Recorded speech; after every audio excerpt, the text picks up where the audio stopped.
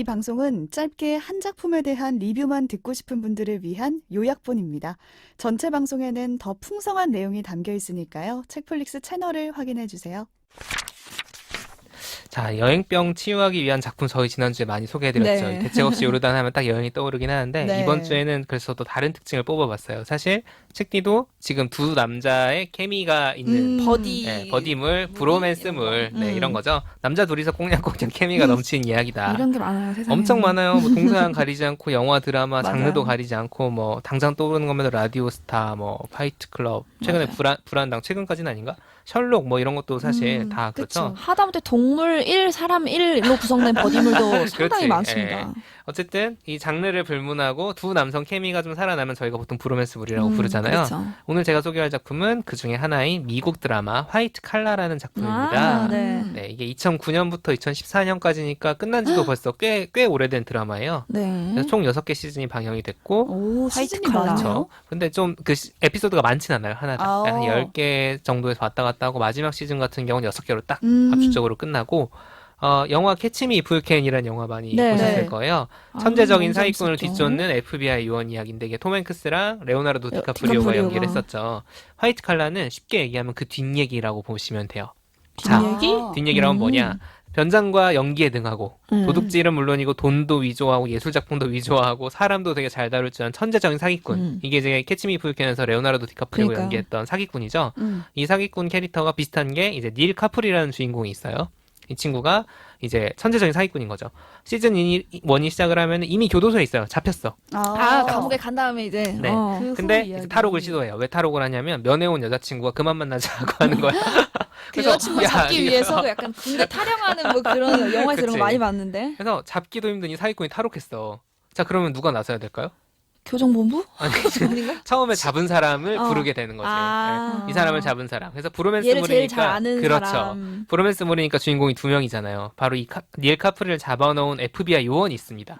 이 사람이 피터 버크. 그러니까 캐치미 이프 유 캔으로 치면 톰 행크스가 연기했던 FBI 요원이죠. 그래서 닐 카프리라는 사기꾼과 FBI 요원 피터 버크의 브로맨스물이에요. 근데 그러면 추격전이냐? 왜냐면 탈옥했으니까 잡으러 가야죠. 잡으러 가야죠. 근데 그냥 금방 잡혀요. 그래서 뭐 이렇게 싱겁게 잡혀 그러니까. 하는데 이 드라마는 사실 추격전 같은 게 아니라 브로맨스물이라 그랬잖아요. 둘이 얽혀야 진행이 되는 거죠. 그래서 잡힌 다음에 이 사기꾼 닐이 뭘 요구하냐면 나 같은 놈 잡게 해줄 테니까 나도 조금만 돌아다닐 수 있게 해줘. 전자발찌 채우고 여자친구랑 협조할게. 문제를 해결해야 되니까. 그치. 나 수사에 협조할게. 그 도둑의 심리를 가장 잘 알지 않겠냐. 뭐 그런 거예요. 그래서 자, 여러분이라면 어떻게 하겠습니까? FBI 요원이야, 내가. 얘가 완전 천재야. 희대의 사기꾼. 그럼 얘를 이용해서 그걸 이제 딜을 한 다른 거죠. 사람을 예, 잡고 그쵸. 고민 자, 되겠다. 고민되죠? 근데 드라마를 진행시켜야 되니까. 법적으로 이런 법이 있을걸요? 있을 거예요, 그쵸? 아마. 예. 그래서 제안을 수락합니다. 그래서 6시즌에 걸쳐서 범죄를 같이 해결하고 다니는 거예요. 재밌네. 그래서 제목이 화이트 칼라인 이유는 이 두 사람이 주로 화이트 칼라 범죄, 그러니까 일반적인 형사 사건, 절도, 폭행, 살인 이런 게 아니라 화이트 칼라 범죄는 소위 말하는 지능 엘리트 범죄, 범죄. 그쵸? 예. 금융 사기, 사기. 절도 뭐 이런 거예요. 그래서 화이트 칼라. 이런 거를 해결하고 다니는 재밌다. 거예요. 난 예, 이런 맞아요. 범죄물이 좋더라고요. 범죄물인데 그리고 이제 재미 포인트가 보통 범죄라고 하면은 심각하고 우울하고 그러니까 소름 보통 끼치고 막 강력 인간 수업 범죄 생각해봐도 막 막 이런 거. 우울하잖아요. 추억 막 이런 건데. 그런 게 없어요. 누가 죽거나 심각하게 다치는 일 거의 없어요. 음. 가끔 총은 맞는데 이거 농담 소재로 활용될 정도의 총 맞는 거 가지고. 그리고 그러니까 톤이 엄청 발랄해. 재밌네. 네, 아, 그쵸. 봐야겠다. 그리고 어쨌든지 간에 범죄가 어떻게 저질러지냐, 어떻게 해결되냐 이런 걸 보는 재미가 있잖아요. 위조는 이런 식으로 하는 거고 탈출 막 그런 거. 그러니까 하이스트 무비라고 하는데 오션스 시리즈 나 도둑들 같은 거 보면은 캐스퍼 범죄 무비 영화인데 같이. 재밌잖아요. 예, 그쵸. 이런 재미가 이 6시즌에 계속 있는 거예요. 물론 이제 드라마니까 그 구성이 영화처럼 촘촘하진 않지만 쭉 그냥 편하게 볼 수 있는 거죠. 또 재미 6시즌 포인트. 동안 그럼 감옥에 안 들어가고 사건이 계속 돌아다니고. 있어요. 같이 그 파트너로. 예. 좋네. 재미 포인트 두 번째는 브로맨스물이잖아요. 그러니까 피터랑 닐 사이에 오가는 케미가 있어요. 경찰과 도둑이잖아. 기본적으로 둘은 사고 구조가 달라요. 다른데 재밌네. 어쨌든 목적은 같아요. 다른 놈을 잡는 거지. 근데 닐은 사실 사기꾼 닐은 자유를 추구하는 인물인데 발찌를 차고 있잖아요. 얘는 이거 사실 풀고 도망가는 거 일도 아닌 거야. 그냥 그냥 봐주는 하면 거야. 돼. 거야. 근데 갈등이 있는 거죠. 왜냐면 이 피터라는 그러니까 나이 차이가 좀 있어요. 피터는 중년이고 닐은 청년인데 약간 일종의 그 그렇긴 닐에게도 하네. 약간 그 아빠 컴플렉스가 있는 거죠. 제대로 그 어렸을 때 뭐 그런 것들이 있다 보니까 이 피터가 일종의 유사 부자 관계처럼 이루어지고 피터가 닐의 선한 본성을 믿는 거야. 근데 또 닐은 범죄 세계에 있는 사람이다 보니까 이런 피터의 기대를 배반하는 일이 자꾸 생겨요. 자기의 어떤 의지만이 아니라 뭔가 상황이 막 어쩌고저쩌고 하다 보니까 배신도 좀 하게 되고 근데 또 후회하고 뭐 아무튼 그런 되게 갈등들이 있는 드라마가 거예요. 있네요. 있어요.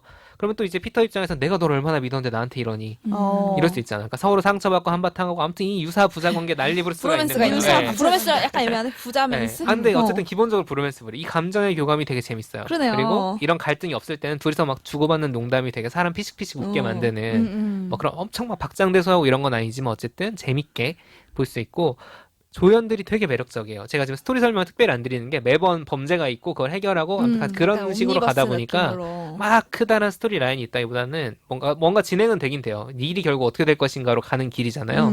근데 어쨌든 보는 맛은 에피소드별로 그냥 끊어서 본 재미가 있는 거죠.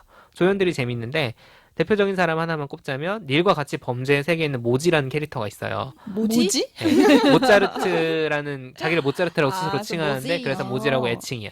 근데 이 사람이 계속 도망가자고 꼬시는 거지. FBI를 극혐해. 근데 또 막 악인 이런 게 아니에요. 되게 유쾌하고 재밌는 캐릭터, 교양도 넘치는데 약간 허당도 있고 약간 아무튼 그런 캐릭터예요. 근데 피터랑 닐이 같이 다니잖아요. FBI는 너무 싫지만 자기 절친이 또 같이 다니니까 피터랑도 관계가 생기고 또 피터의 와이프랑 굉장히 친해져요. 둘이서 너무 친해져 버려. 무슨 관계지? 네, 재밌어요. 수다분한 되게 캐릭터네. 그냥 재밌어. 그냥 재밌게 나오는 그러니까 양념 쳐주는 이런 조연 캐릭터들이 되게 많아요.